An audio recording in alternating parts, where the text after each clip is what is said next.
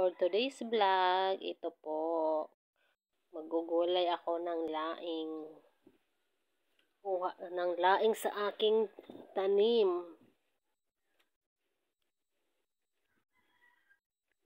Wala nga kasi kaming maigulay, kaya naisipan ko, ayan, bawasan ko ang aking laing na tanim para gawing ulam.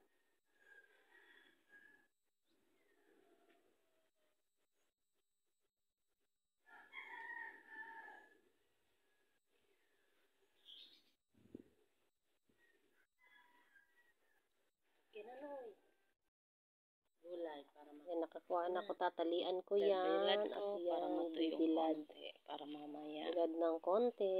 gugulay ko na siya Kasi mas masarap. Kahit na ng niyog. Ayan, hinimay ko na pala yan habang nanonood ako ng TV.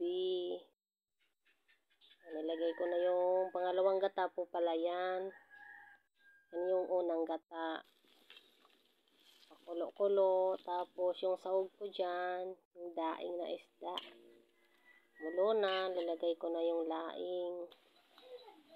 Hintayin. Tapos yung natuyot na, nilagay ko na yung pangalawang gata. Ay, yung unang gata pala yan.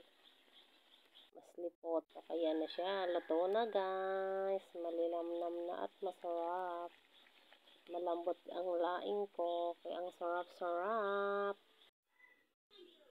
Eating na kami dyan. Tapos nang magluto si Inday. Thank you for watching. Bye-bye.